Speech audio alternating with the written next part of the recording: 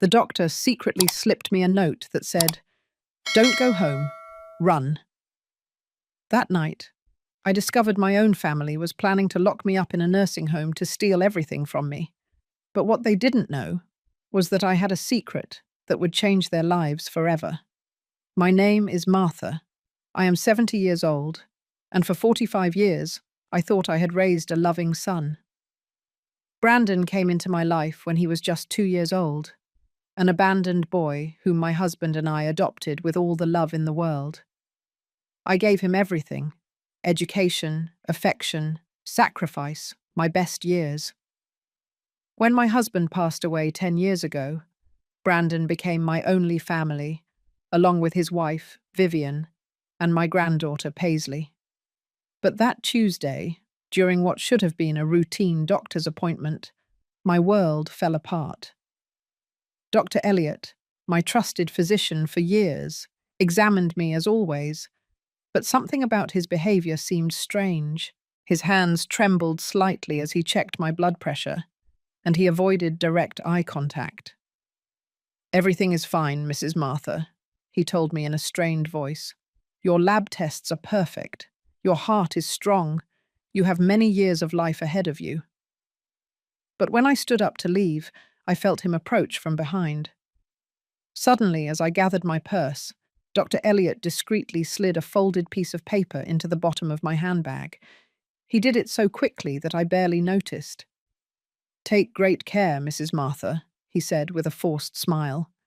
"And remember, family is not always what it seems." His words sent a chill down my spine. What did he mean by that? Why had he given me that note so secretly? I left the office with my heart racing, but I decided not to read the note until I got home. During the taxi ride, 1,000 thoughts crossed my mind. Dr. Elliot had never acted so strangely. He was a serious, professional man who had known my family since Brandon was a teenager. Why was he giving me secret messages now? When I arrived home in Long Island, Brandon was in the living room with Vivian and Paisley. The three of them were talking in low voices, but they abruptly fell silent when they saw me enter. Vivian had several papers in her hands, which she quickly hid behind her back. "How was the doctor's, Mum?" Brandon asked me with a smile that didn't reach his eyes. "All good, son. The doctor says I'm perfect," I replied, trying to sound normal. Vivian exchanged a look with Brandon that did not go unnoticed. Why did they seem disappointed? Were they perhaps hoping the doctor would tell me I was sick? "That's great, Grandma," Paisley said, but her voice sounded strangely cold. "It means you have plenty of time ahead to enjoy."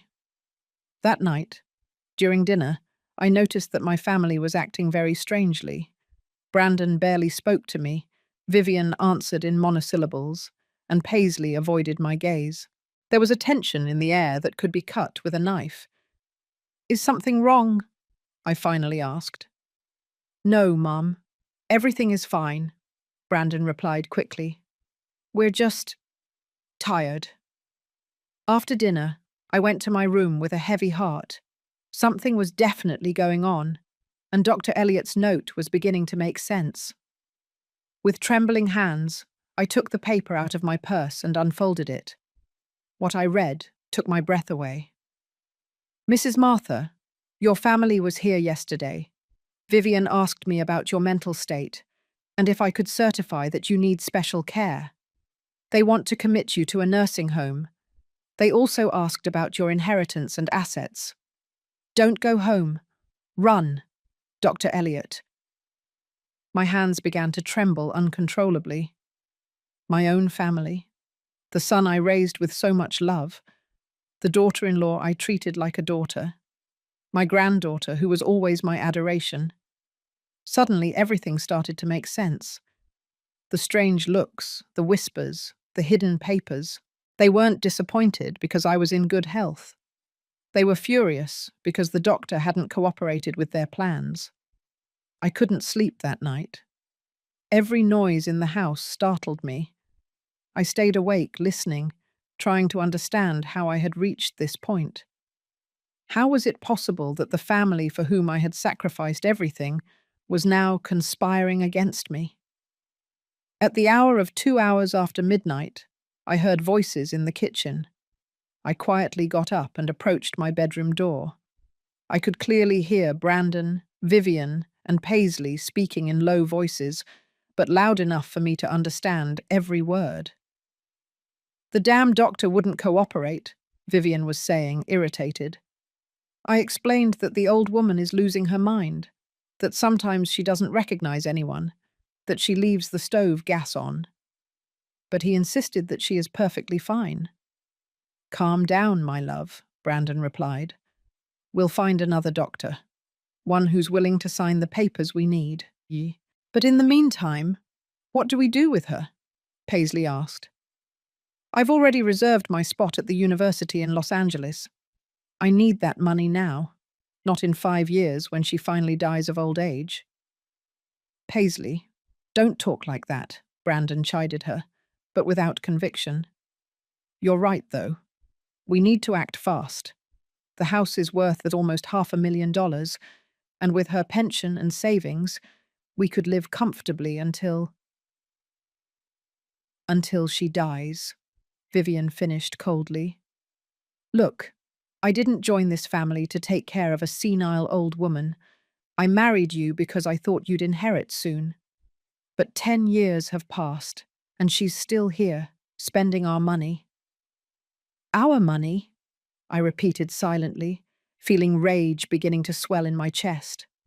"All my money, earned with the sweat of my brow and that of my late husband, they saw as theirs." "Tomorrow I'm going to talk to the lawyer," Brandon continued. "I'm going to ask him if we can declare her incompetent without needing a doctor. There must be some way." "And if that doesn't work," Vivian added, "we can always make her life impossible until she decides to go to a home herself. Take away the television, stop cooking for her, treat her like what she is, a burden." "Mum, don't be so cruel," Paisley said, but then added, "Although the truth is, I'm tired of pretending I love her. She's always there, getting into our conversations, asking why we're late. She's unbearable." My legs began to tremble. I leaned against the wall, feeling the world crumble around me. These were the people for whom I had worked 18 hours a day when Brandon was little, for whom I had given up my dreams, my friendships, my own life. "Remember when I turned 15? Paisley continued. "She bought me that awful red dress and made me wear it. All my friends made fun of me. Since that day, I swore that I would get even someday.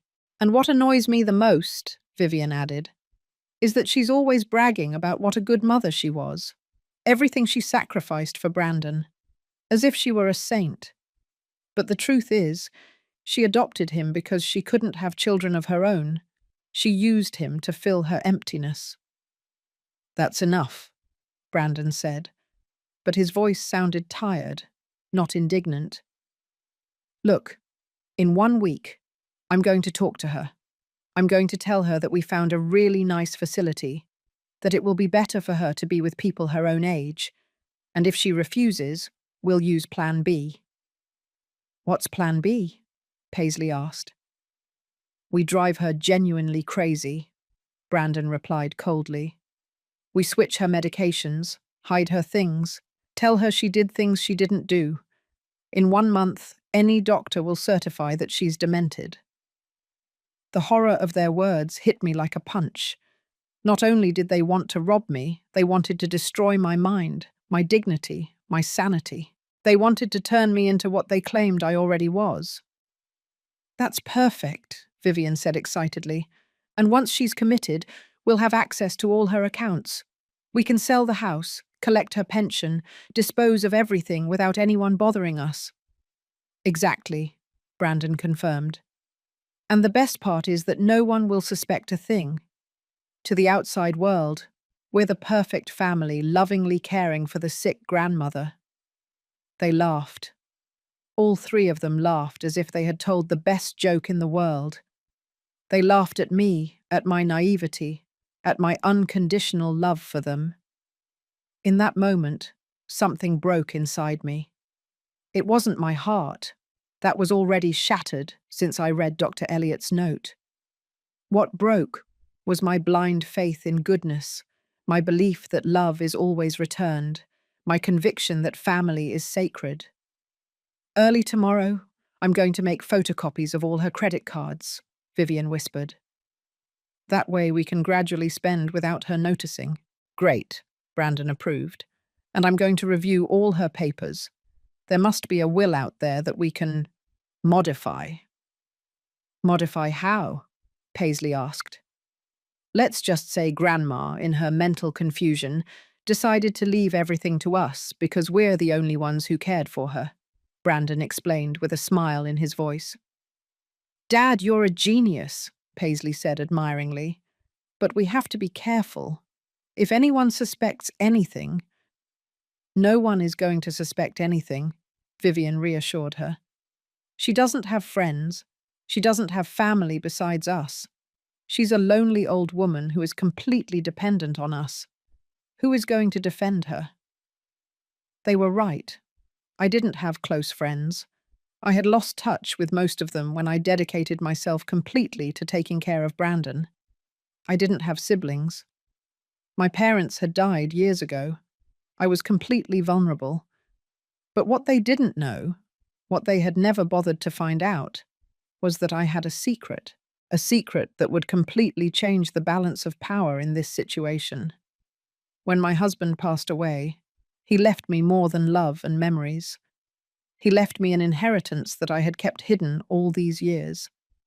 $2 million in a Swiss bank account that only I knew about, plus 3 properties abroad that I had bought as investments. I never told Brandon because I wanted to be sure he loved me for who I was, not for what I had. I wanted him to build his own life, to be independent. But now I realized I had been a fool. He had never loved me. He had only been patiently waiting for me to die, to inherit the little he thought I had. Well, Brandon finally said, I think everything is clear now. We put the plan into action tomorrow. And remember, in front of her, we have to keep being the loving family we always are. Of course, Vivian replied. I'm an excellent actress. I can fake loving her a little longer. I heard their footsteps fade as they walked toward their rooms. I stayed there, paralyzed, with Dr. Elliott's note clenched in my hand. He was right. I had to run. But I wasn't going to run like a frightened victim. I was going to run like a woman who had just awakened from a 45-year dream. I was going to run to plot the most perfect revenge they could imagine. I spent the rest of the night planning. I didn't sleep for a minute, but for the first time in months, I felt completely awake. I knew I had to act fast and smart. They had underestimated the senile old woman, but they would soon discover that they had awakened the wrong woman. At the hour of 5 hours after midnight, when I was sure everyone was asleep, I quietly took out my smallest suitcase and packed only the essentials. Personal documents, a few changes of clothes, my medications, and most importantly, the small notebook where I had written down all the details of my secret accounts. Before leaving, I decided to do something that would give me an advantage later. I took out my phone and activated the voice recorder. Then, I pretended I had forgotten something and walked back through the house, making sure to pass near Brandon and Vivian's room. As I expected, they were already awake, whispering about their plans for the day. Vivian spoke of photocopying my credit cards, while Brandon mentioned his appointment with the lawyer to inquire about declaring me incompetent. Do you think she suspects anything? Vivian asked worriedly. Impossible, Brandon replied. She's too old and trusting. Besides, what could she do? She has nowhere to go, no money of her own, no friends. We are all she has. It's pathetic, Vivian added scornfully. A 70-year-old woman who is completely dependent on us. Sometimes I feel sorry for her, but then I remember she chose this life. She could have remarried after her husband died, but she preferred to stay here being the perfect grandmother. And now she's going to pay for that decision, Brandon concluded coldly. Perfect. I had recorded enough material to sync them later. I put away the phone and finished getting ready to leave. I left a note on the kitchen table. Went out to run some errands. We'll be back later. Martha. I knew they wouldn't suspect a thing. After all, a senile old woman couldn't be planning a strategic getaway. I took a taxi to the nearest bank in New York City. It was Wednesday morning, and I knew I had only a few hours before my family realized something was wrong. At the bank, I withdrew a considerable amount of cash and verified that my secret accounts were intact. The teller, a young woman named Patricia, looked at me curiously when I asked to withdraw $10,000 in cash. "Are you sure, ma'am? That's a considerable amount to carry in cash," she said with genuine concern. "Completely sure," I replied firmly. "I have some personal matters to resolve." After the bank, I took another taxi to the most elegant hotel in the city. I knew I needed a place where I could feel safe while planning my next moves. The Plaza Hotel was perfect, discreet, comfortable, and with services that would allow me to maintain my privacy. "How long will you be staying with us?" the receptionist, an elegant woman in her 40s, asked me. "I'm not sure," I replied. "It could be a week, it could be several months. It depends on how certain family matters unfold."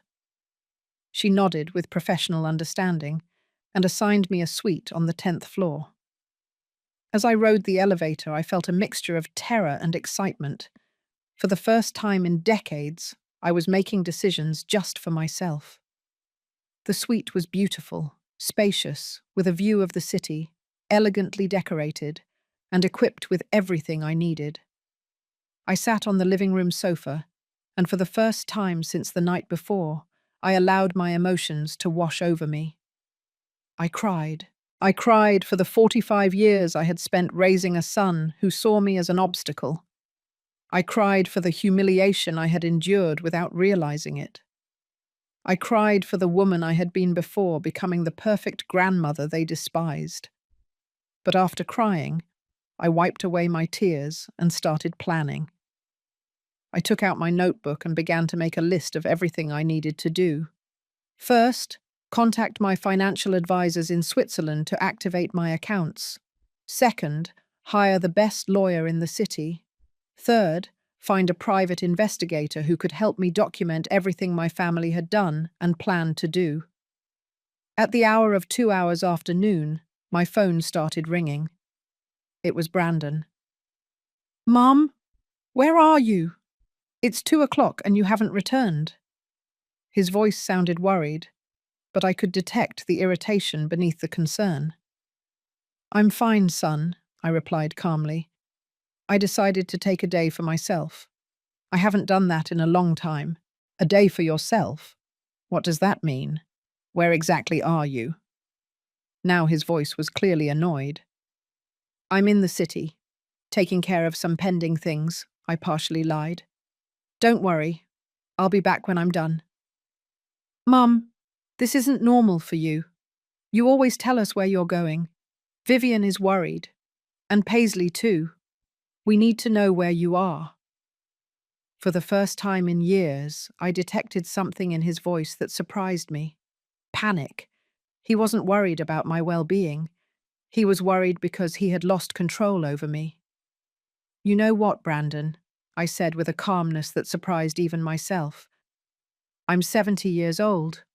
I think I'm old enough to make my own decisions about where to go and what to do." There was a silence on the other end of the line.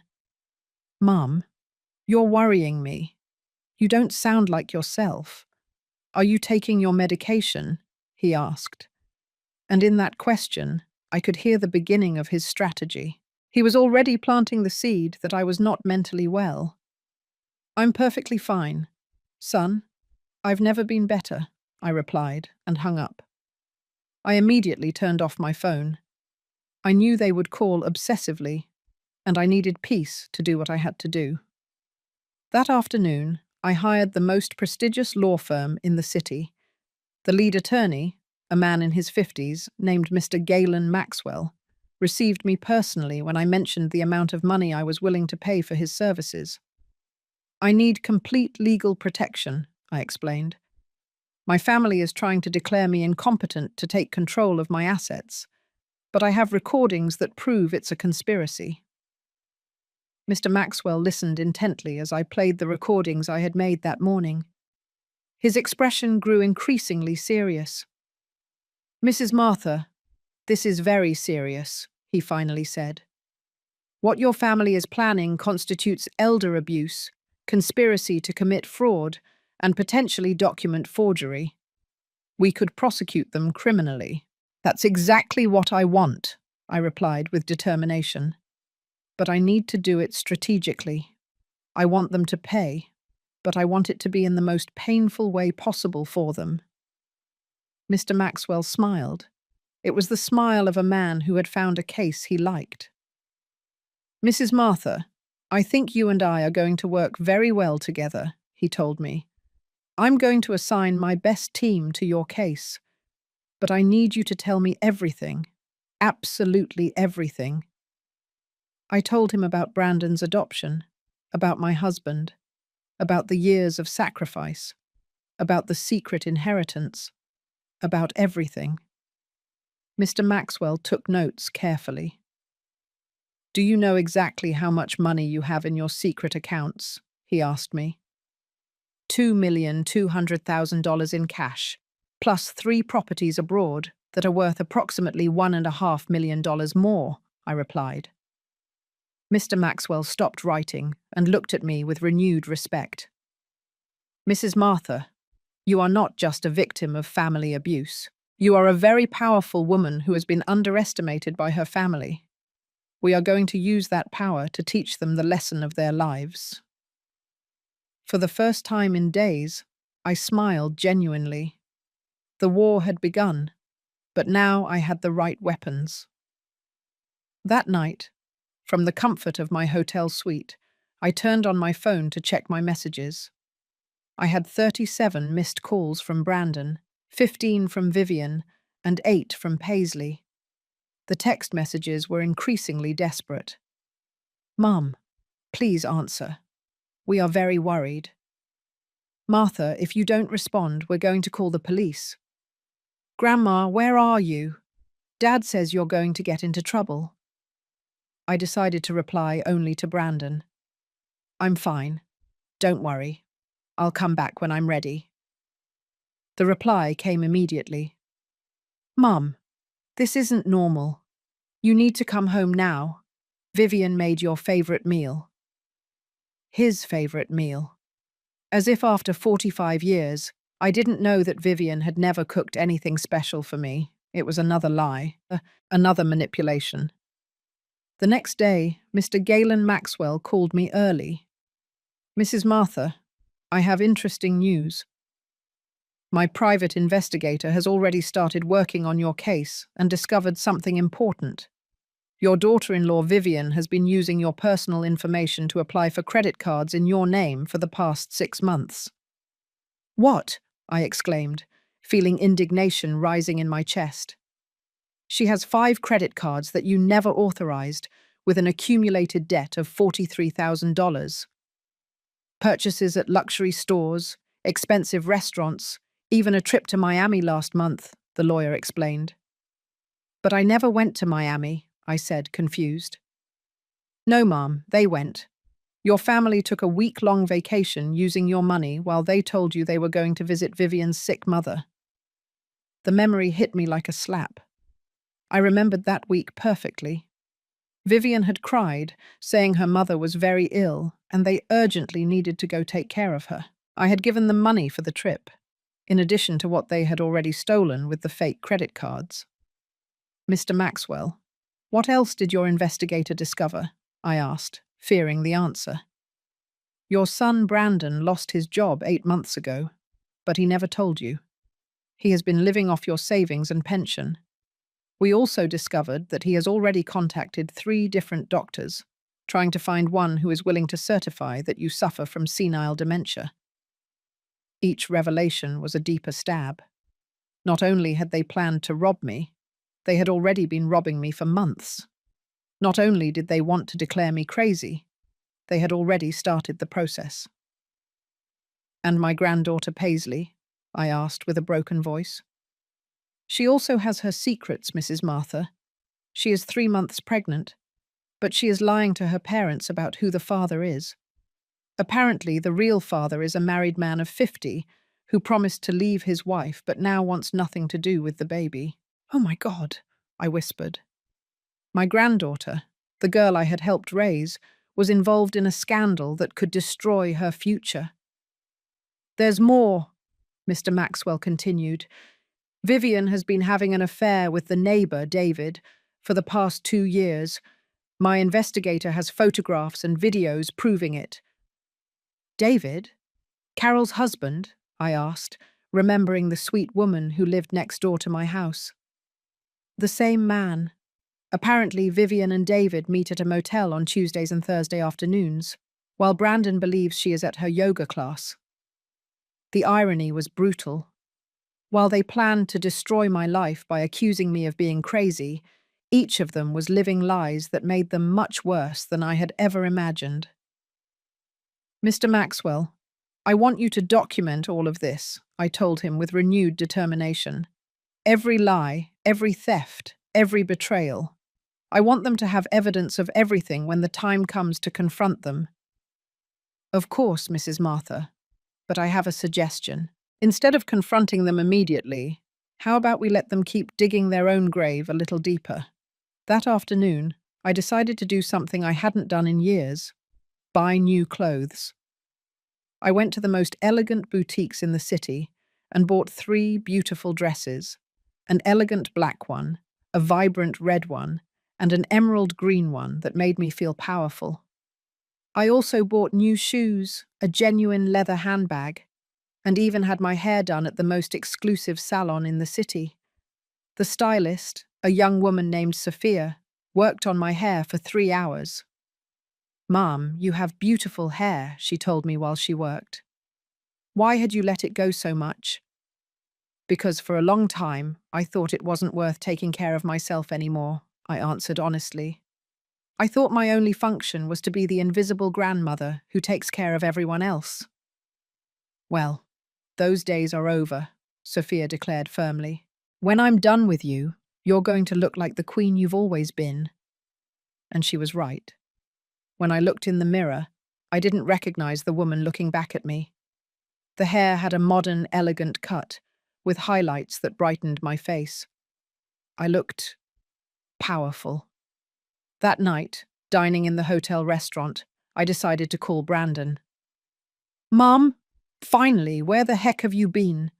His voice sounded furious, not worried. "Taking care of myself, son," I replied calmly. "You know, I haven't dedicated time to myself in years. It's been very revealing." "Mom, this has to stop. You can't just disappear like this. We are your family. We have a right to know where you are." "A right?" I repeated, letting the word hang in the air. "Since when does my family have a right over me?" "Since you started behaving erratically," he replied. And there it was again, trying to plant the seed that I was mentally unstable. Erratic. Does it seem erratic to you that a 70-year-old woman decides to take a few days for herself?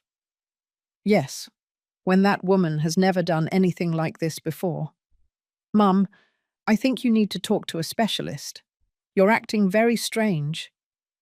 "A specialist?" I asked, feigning confusion. "What kind of specialist, Brandon?" A psychiatrist." "Mum, someone who can help you with these changes in behavior." "Perfect." He himself was admitting his intentions on a call that I was recording. "You know what, son? You're right.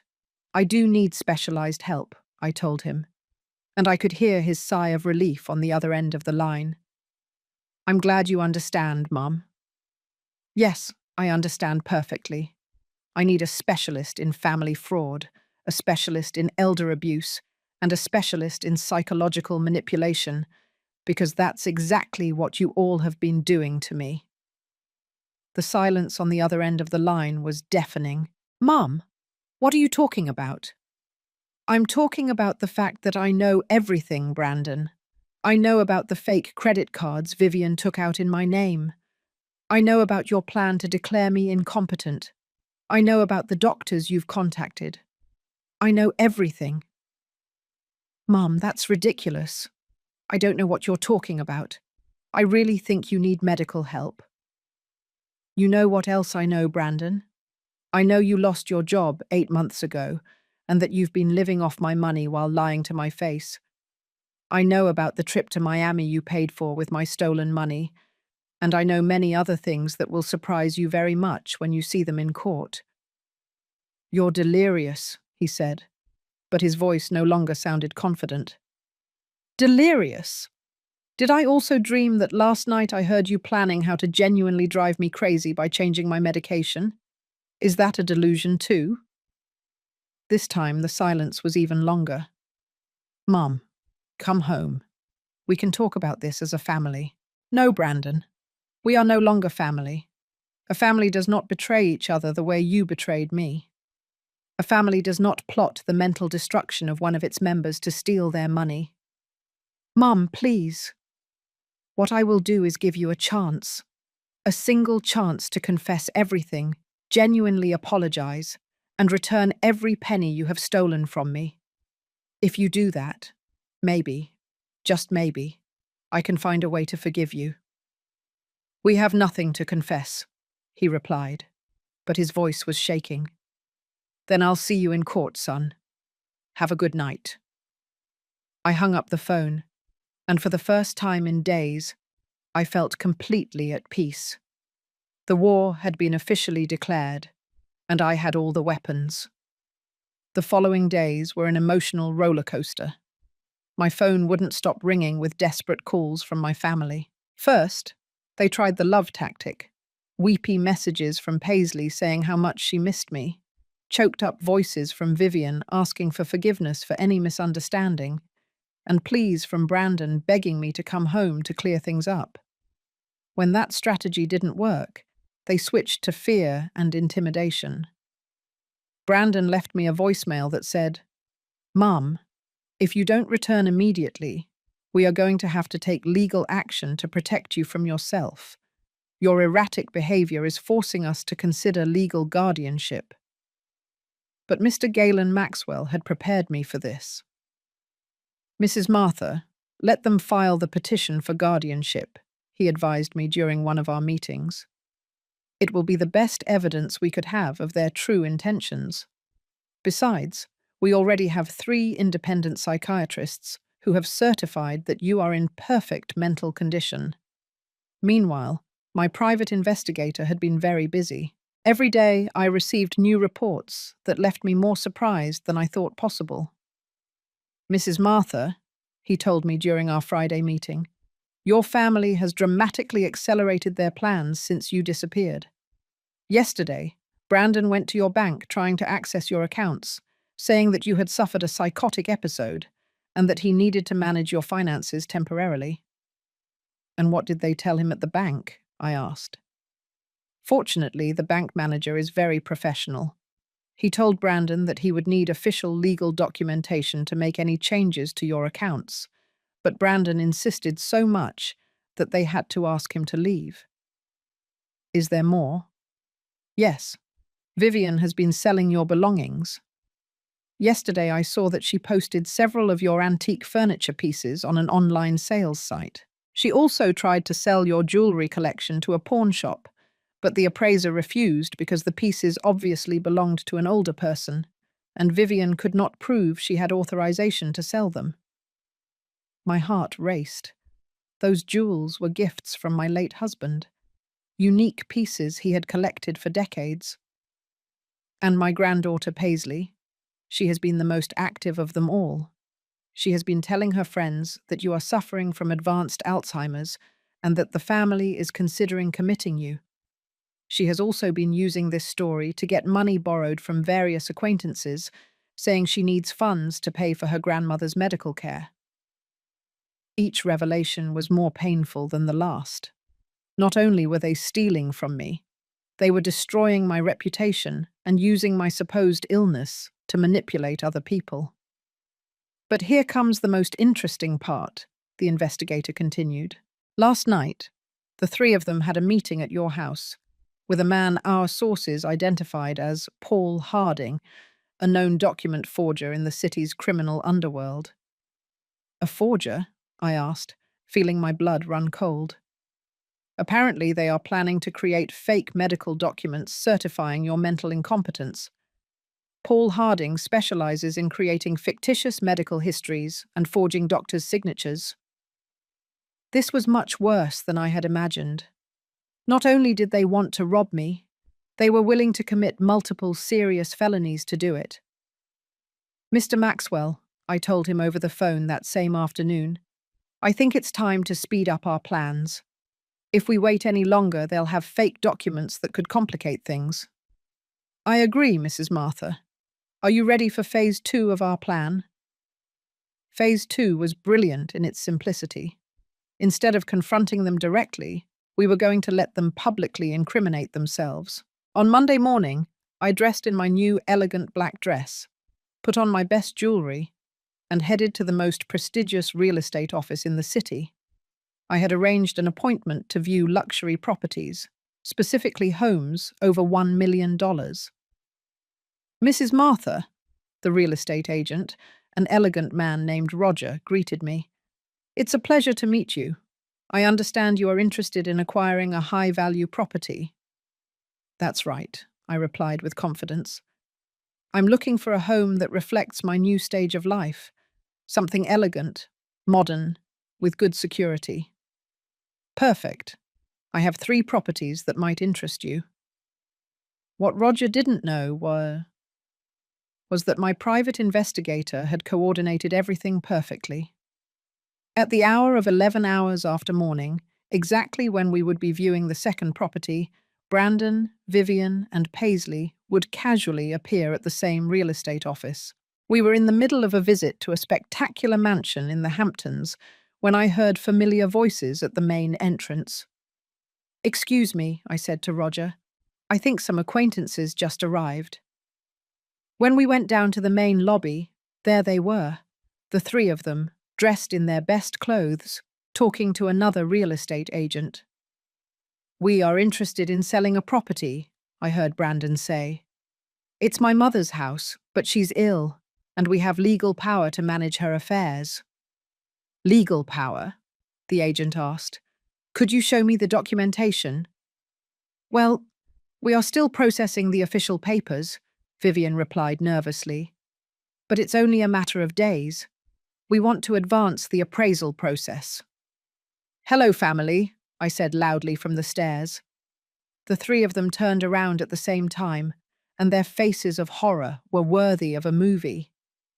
Brandon turned pale, Vivian opened her mouth without making a sound, and Paisley literally took a step back. Mum, Brandon stammered. What are you doing here? The same thing you are, apparently, I replied calmly as I descended the stairs. Although I'm buying, not selling. Roger, my real estate agent, approached with a professional smile. Do you know these people, Mrs. Martha? Unfortunately, yes, I replied. It's my family, or at least, that's what I thought until recently. Mum, we need to talk, Brandon said, trying to sound authoritative, but failing miserably. About what, Brandon? About how you plan to sell my house without my authorization? About the forged documents you are processing? Or about the legal power you just mentioned that doesn't exist? The other real estate agent looked confused and clearly uncomfortable. Excuse me, he interrupted, but if there is any legal conflict over the property, we cannot proceed with any appraisal until it is resolved. There is no conflict, Vivian said desperately.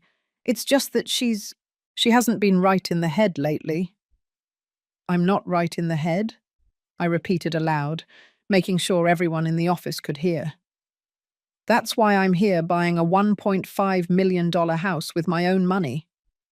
Roger was stunned. $1.5 million? Paisley whispered. Oh yes, dear granddaughter, I said with a sweet smile. It turns out your senile grandmother has quite a bit more money than you thought. I took out my phone and dialed Mr. Maxwell's number. Doctor, I'm at the Richards and Associates real estate office. My family is here trying to sell my property without authorization and claiming they have legal power over my affairs. Could you send someone from your office to document this situation? Of course, Mrs. Martha. Someone will be there in 15 minutes. I hung up and looked at my family with a composure that surprised me. Now we're going to wait for my lawyers to arrive, I announced, and they are going to explain to everyone here exactly what legal documents you have, how you obtained them, and why you think you have the right to sell my property. Brandon tried to approach me. Mom, this is a misunderstanding. We can solve this at home. No, I said firmly, taking a step back. There is nothing left to solve at home. I don't have a home anymore. At least, not with you in it. Vivian started crying, but they were tears of panic, not sadness. Martha, please, we're family. Everything we've done has been for your own good. For my own good? I asked, raising my voice. Was stealing my money with fake credit cards for my own good? Was planning to forge medical documents for my own good? Was hiring a criminal to forge my medical history for my own good?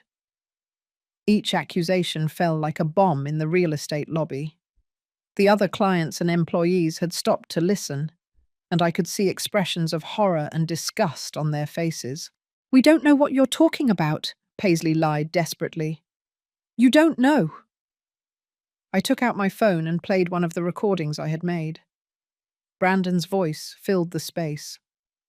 We drive her genuinely crazy. We switch her medications, hide her things, tell her she did things she didn't do. In 1 month, any doctor will certify that she's demented. The silence in the real estate office was deafening. I could see the faces of the employees and clients filling with indignation and revulsion. That recording is illegal, Vivian shouted hysterically. Not in this state, I replied calmly. And definitely not when it's recorded to prevent a crime that is being planned. At that moment, 2 lawyers from Mr. Maxwell's firm arrived, along with a notary public. Mrs. Martha, we are from the Maxwell and Associates firm. We understand there are some people here who claim to have legal authority over your affairs. That's right, I replied. I would like you to officially document that these 3 people have absolutely no legal power over me, my properties, or my finances, and that any attempt to exercise such authority constitutes fraud. One of the lawyers addressed Brandon. Sir, could you show me the documentation that supports your authority to sell Mrs. Martha's property? Brandon opened and closed his mouth like a fish out of water. We are in the process of... That is to say, you have no documentation, I declared, because you have no authority. What you do have is a criminal plan to steal everything I own. The public humiliation in the real estate office was just the beginning. When we left the building, my family followed me into the street, alternately shouting and pleading. Mom, wait, Brandon shouted. We can fix this. It's all been a terrible misunderstanding. Grandma, please, Paisley cried. I love you. You can't do this to us.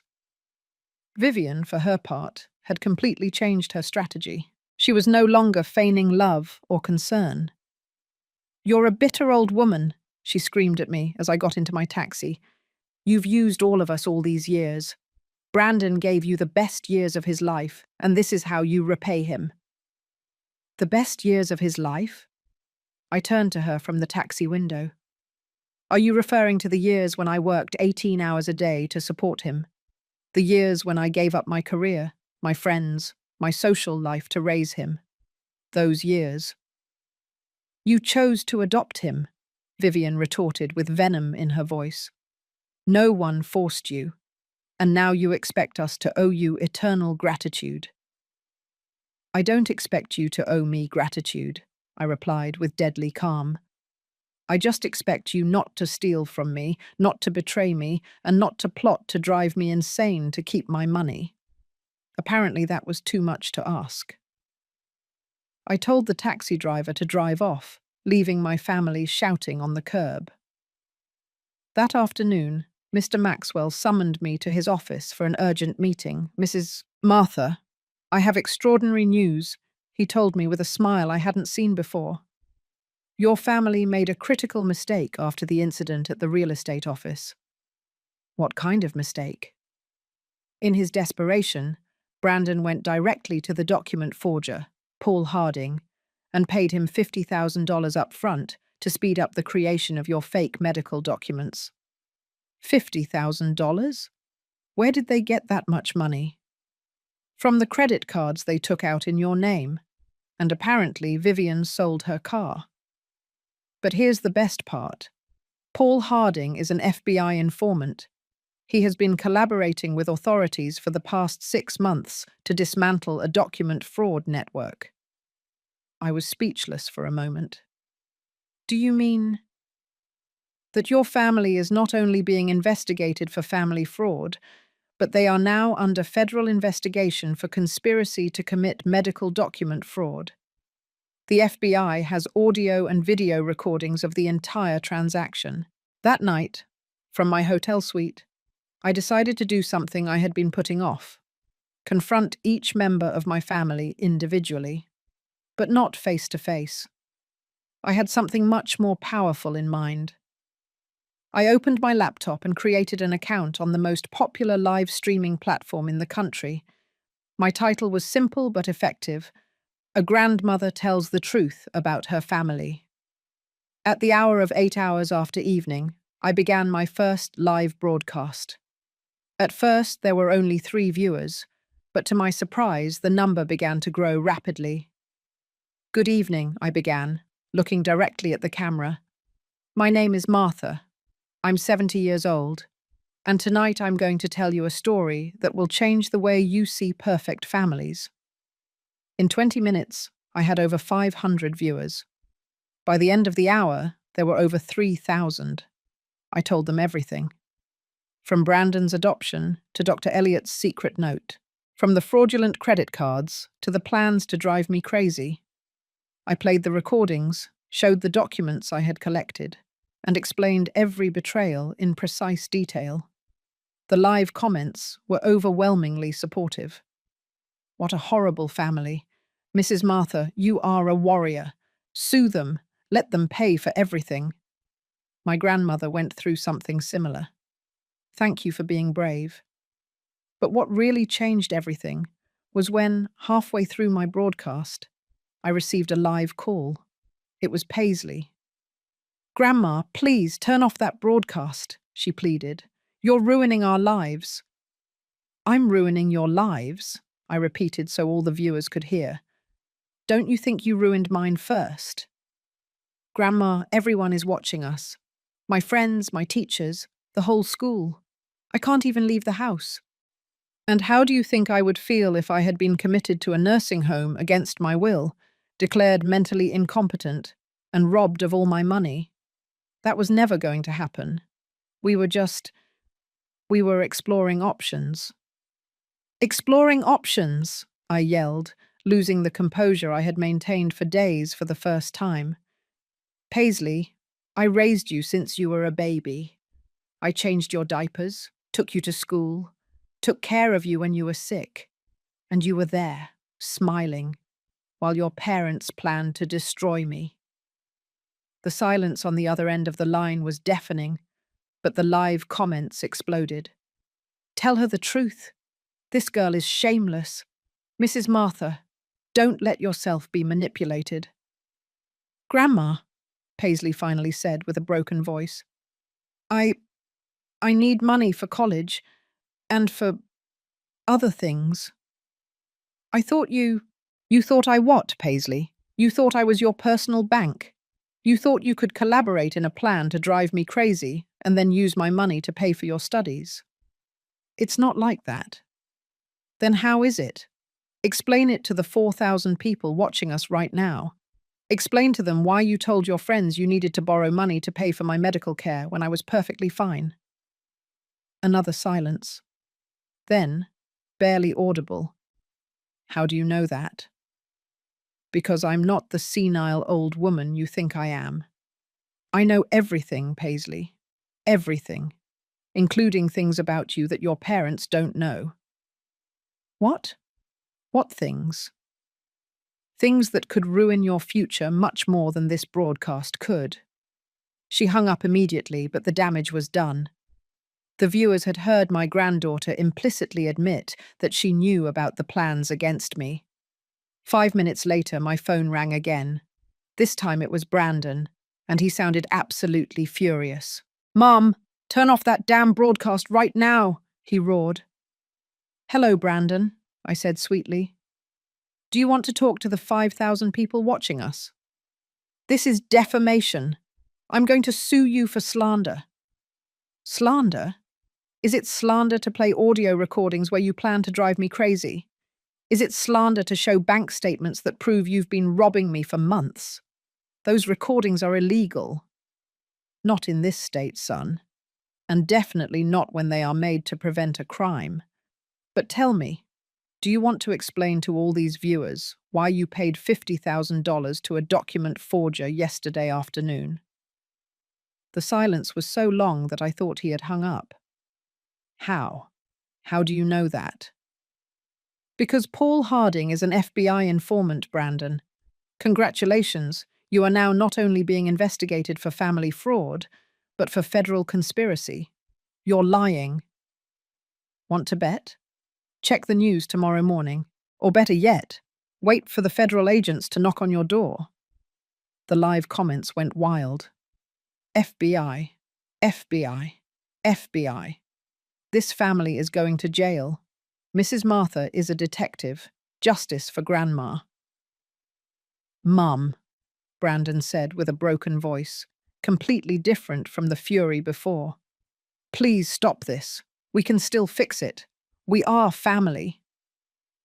"No, Brandon," I replied with genuine sadness. "A family doesn't betray. A family doesn't steal. A family doesn't plot the mental destruction of one of its members. What you are is not a family. It's a criminal organization that shares a last name. We gave you 45 years of our lives." "You gave me?" "I gave you 45 years of mine. I gave up everything for you." "And you? You were just waiting for me to die to inherit what you thought I had?"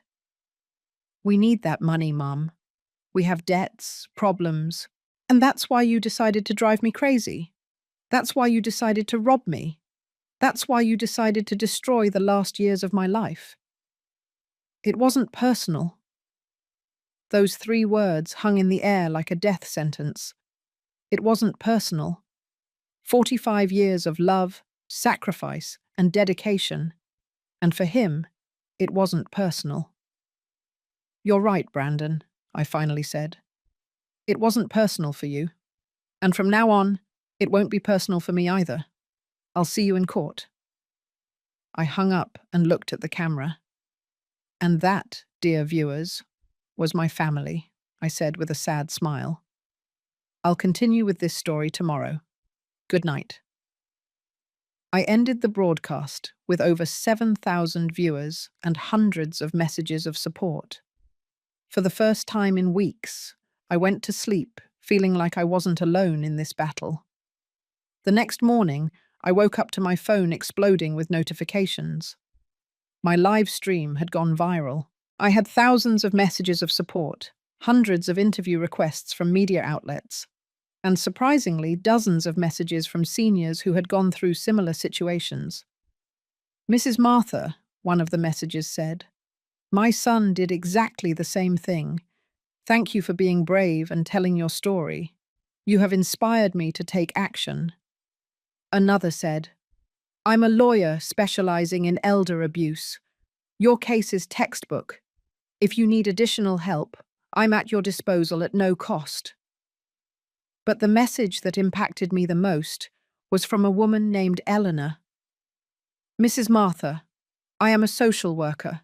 Yesterday, I prevented a family from committing their 75-year-old father after watching your broadcast. Your courage is saving other grandparents. Mr. Maxwell called me at the hour of 9 hours after morning. Mrs. Martha, your broadcast last night has completely changed the landscape of this case, he told me excitedly. I have 3 important pieces of news. Tell me, I replied, pouring my morning coffee into the hotel's elegant china.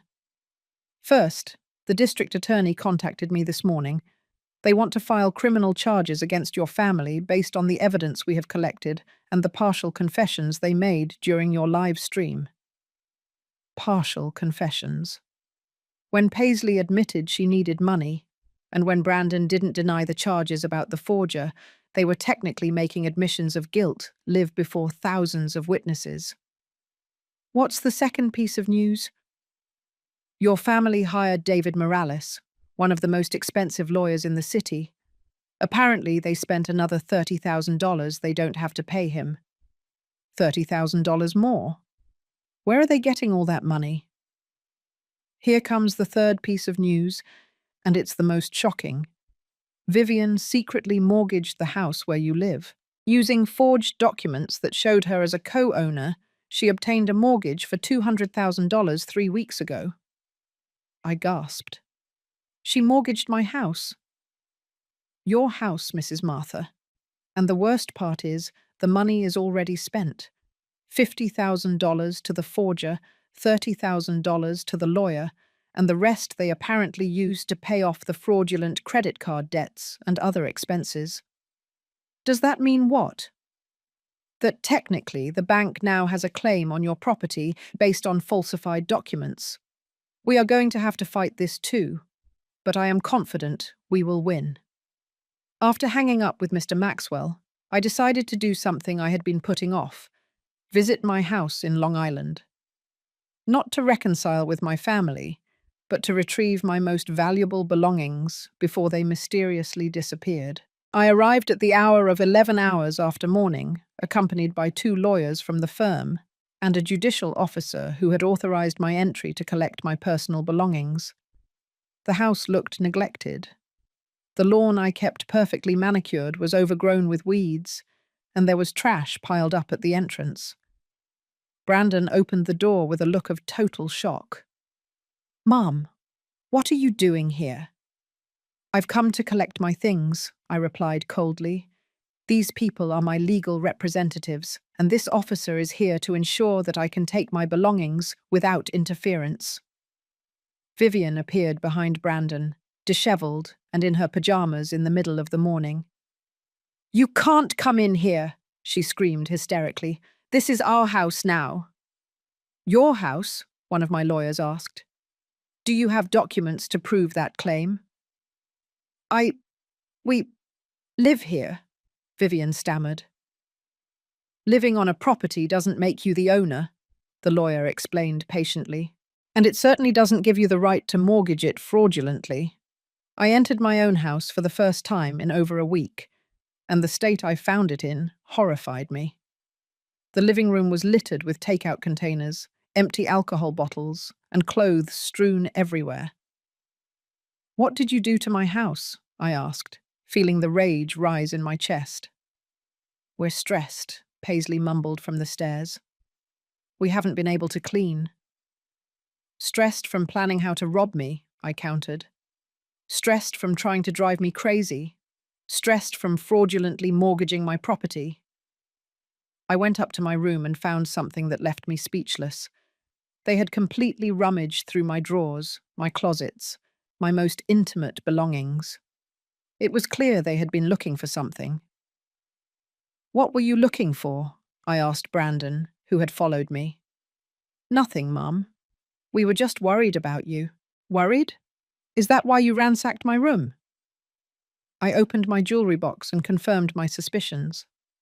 Several pieces were missing, including the diamond earrings my husband had given me on our 20th anniversary.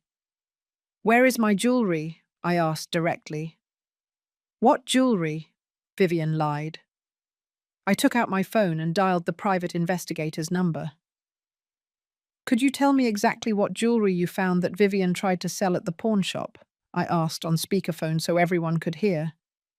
The diamond earrings, the pearl necklace, the white gold bracelet with emeralds, and the backup engagement ring, the voice recited from the phone.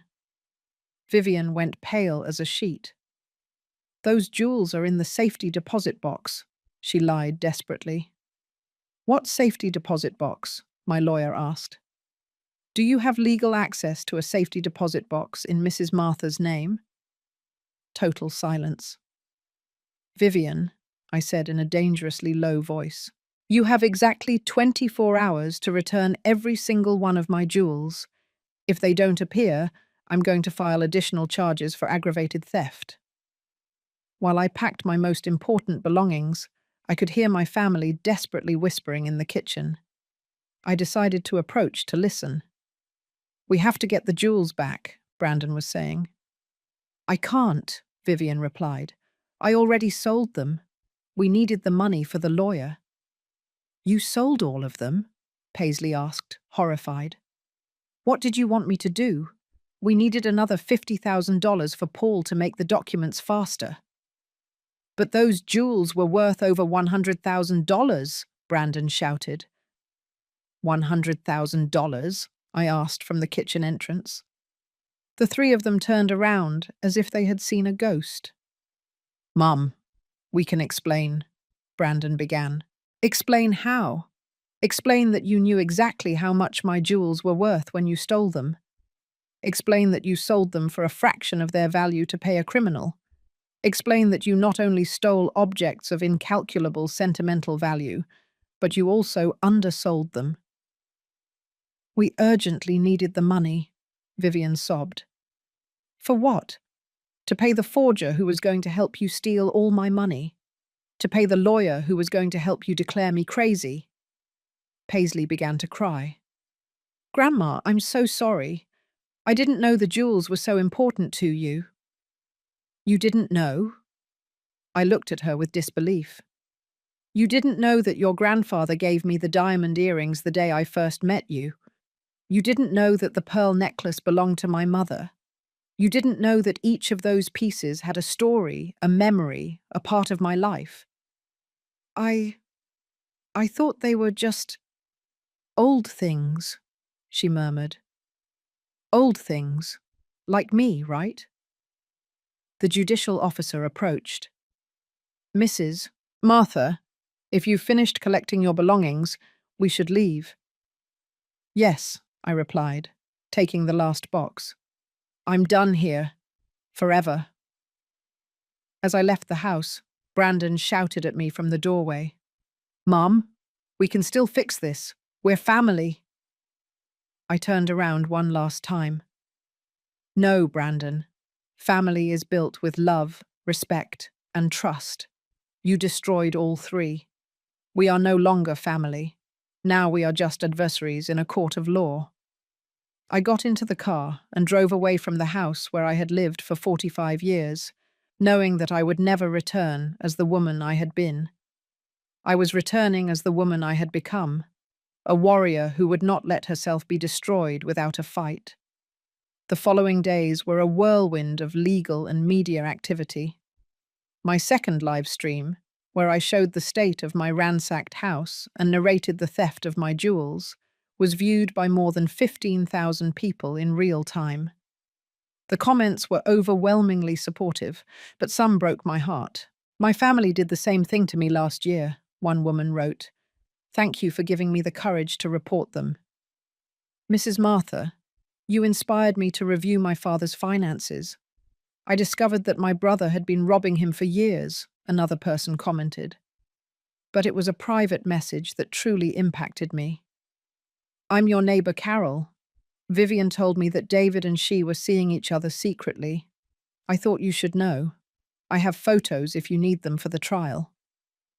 Carol, the sweet neighbor whose husband David had been having an affair with my daughter-in-law for 2 years. Even in my pain, I felt compassion for her. On Friday morning, Mr. Maxwell summoned me for an urgent meeting. "Mrs. Martha, I have news that will change everything," he told me with a smile I hadn't seen before. "The FBI arrested Paul Harding last night, and in his interrogation, he confessed everything about the transaction with your family. Everything. Not only did he admit that Brandon paid him to falsify medical documents, but he also revealed that your family asked him to create a fake will in your name, leaving everything to them and declaring that you were mentally incompetent when you signed it." I felt as if I had been punched in the stomach. A fake will. Apparently, the plan was much more elaborate than we thought. They were going to use the fake medical documents to have me committed, then present the forged will, and finally wait for me to die in the nursing home to legally inherit everything. "Oh my God," I whispered. How long had they been planning this? According to Paul Harding, Vivian first contacted him 4 months ago. This was not a desperate, last-minute decision. It was a calculated and premeditated conspiracy. That afternoon, as I processed this new information in my hotel suite, I received an unexpected call.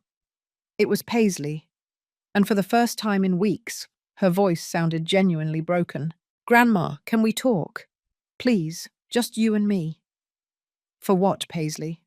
So you can lie to me more? So you can try to manipulate me emotionally?" "No, Grandma. To tell you the truth, the whole truth, I can't take this anymore." Something in her voice made me hesitate. I decided to take a risk. "All right, but it will be in a public place, with witnesses, and I am going to record the entire conversation. Whatever you want, just, please, we'll meet in the hotel lobby coffee shop." Paisley arrived with eyes swollen from crying, dressed carelessly, very different from the vain girl I knew. "Grandma," she began before I could say anything, "you have to know that I never wanted things to go this far." "How far, Paisley? How far did you think was acceptable?"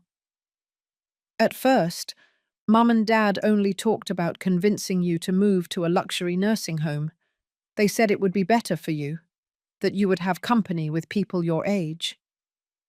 "And what did you think?" I thought maybe they were right. The house is too big for you alone, and sometimes you seemed lonely." She stopped and looked me in the eyes. "But that was before I knew about the money." "What money?" "They didn't know about my secret accounts." "No, but they knew about your pension, about the savings you had in the local bank, about the value of the house. Mum had been investigating for months." "Investigating how?" "She went through your papers when you weren't around. She called your bank pretending to be you. She even went to see your old boss to ask about your retirement pension." Each revelation was a deeper stab. "And when they decided that simply convincing me wasn't enough," Paisley started crying. "When Mum found out you could live another 20 years, she said she couldn't wait that long, that she needed the money now." "What did she need the money for so urgently?" "To pay Dad's debts. He lost a lot of money on sports betting over the last 2 years. He owes more than $100,000 to very dangerous people." Another shocking revelation. Brandon hadn't just lost his job. He was a compulsive gambler with dangerous debts. "And what role did you play in all of this?" I needed money for college, and for other things." She unconsciously touched her belly. "Other things like what, Paisley?" "I'm pregnant, Grandma," she finally confessed. "The father is a married man who wants nothing to do with the baby. I need money to decide what to do." My heart broke for my granddaughter, but I also felt deep anger. "And that's why you decided to participate in a plan to drive me crazy?" "I didn't know they wanted to drive you crazy," she cried out. drawing glances from other coffee shop patrons. I thought they only wanted a doctor to say you needed special care. What's the difference, Paisley? I don't know. I guess there isn't a difference. She cried silently for a few minutes. Grandma, when you left home, everything fell apart. Mum and Dad do nothing but fight. Mum says it's all Dad's fault for gambling. Dad says it's all Mum's fault for being too ambitious. And I'm in the middle, pregnant and terrified. And now what do you want from me? I want you to forgive me. And I want you to know that if you testify against Mum and Dad, I'm going to tell the truth. Everything I know, everything I saw, everything I heard. I remained silent, processing this unexpected offer. Why would you change sides now, Paisley? Because last night, Dad told me that if everything goes wrong, they are going to say that I was the one who came up with the idea to steal your jewelry. They are going to say that I manipulated them into doing it because I needed money for drugs. Drugs? I don't use drugs, Grandma. But Dad says it's more believable to blame the rebellious teenager than to admit that they planned everything. The final betrayal.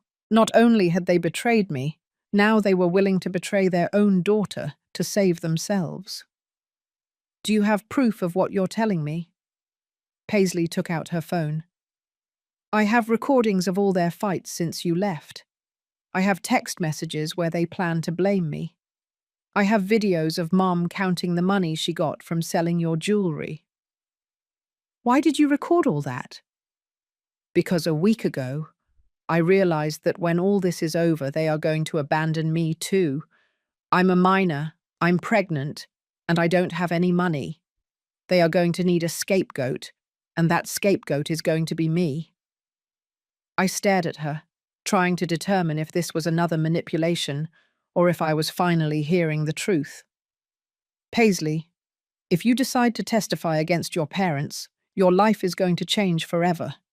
Your relationship with them will be completely over. My relationship with them is already over, Grandma. From the moment they decided to use me as part of their plan against you, and then decided to sacrifice me to save themselves. And what do you want in exchange for your testimony? I want you to help me finish high school. I want you to help me make the right decision about my pregnancy. And I want you to teach me to be a strong woman like you. For the first time in weeks, I felt a spark of the old connection I had with my granddaughter. Paisley, if you do this, if you help me get justice, I'm not only going to help you with high school and your situation, I'm going to teach you something much more valuable. What?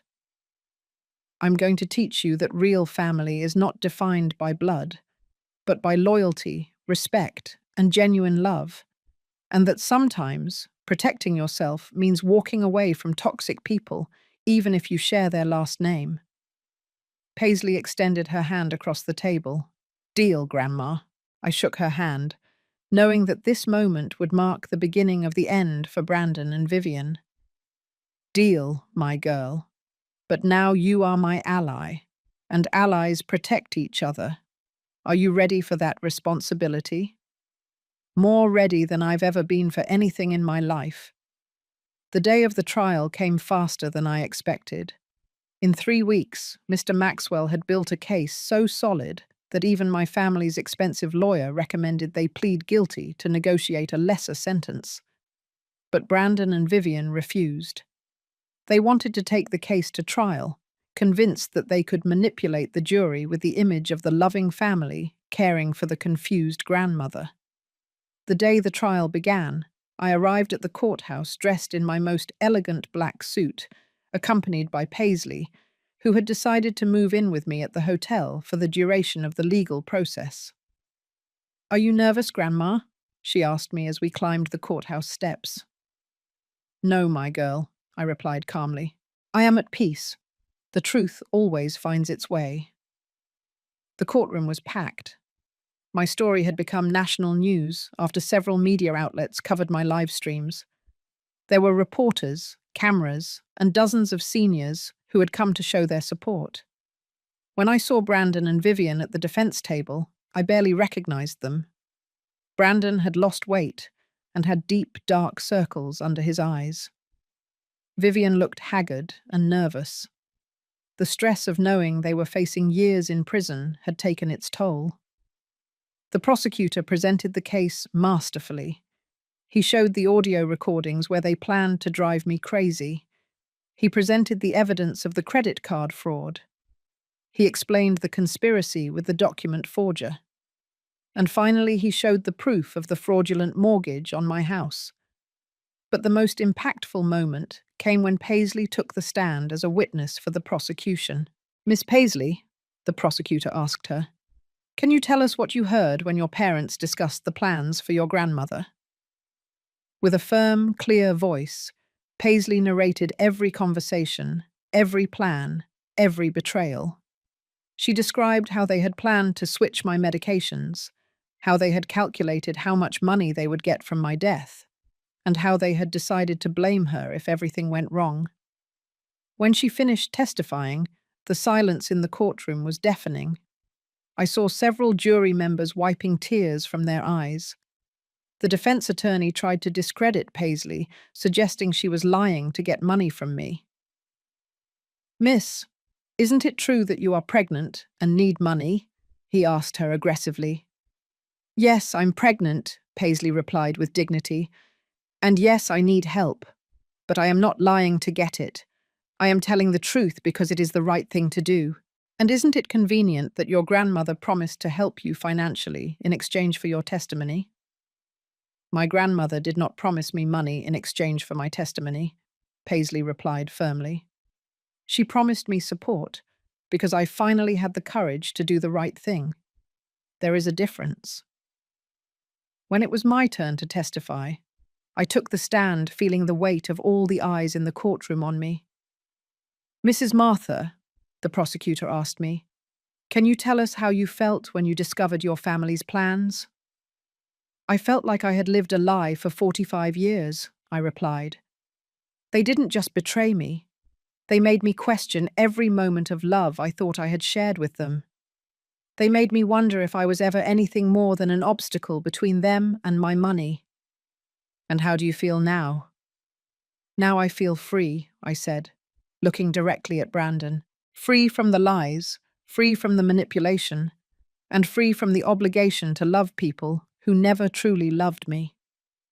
The defense attorney tried to make me look like a vengeful, rich woman who was exaggerating the situation. "Mrs. Martha, isn't it true that you have millions of dollars that you never mentioned to your family?" "It is true that I have resources they were unaware of," I admitted. "But those resources do not justify conspiring to drive me insane, stealing my identity, or forging legal documents." "Don't you think your family deserved to know about that money?" "Deserved? Why? For plotting my forced commitment, for robbing me for months, for betraying me in the cruelest way possible." The trial lasted 5 days. In the end, the jury deliberated for barely 2 hours before returning with a unanimous verdict: guilty on all charges. Brandon was sentenced to 12 years in state prison for conspiracy, fraud, document forgery, and elder abuse. Vivian received 10 years for the same charges, plus additional charges for mortgage fraud. When the judge read the sentences, Vivian broke down crying. Brandon simply stared ahead with a blank expression. After the trial, as we left the courthouse, a reporter asked me, "Mrs. Martha, do you feel that justice was served?" "I feel that legal justice was served," I replied. "But the real justice was discovering who I truly was before it was too late to enjoy the rest of my life." 6 months later, I bought a beautiful house in the suburbs of San Diego. It's smaller than my old house, but it's full of light and has a lovely garden where Paisley and I spend our afternoons. Paisley finished high school with honors and decided to keep the baby. She is now studying law, inspired by everything we went through together. She says she wants to specialize in protecting the elderly Grandma, she told me a few weeks ago as we worked in the garden, do you ever regret adopting Dad?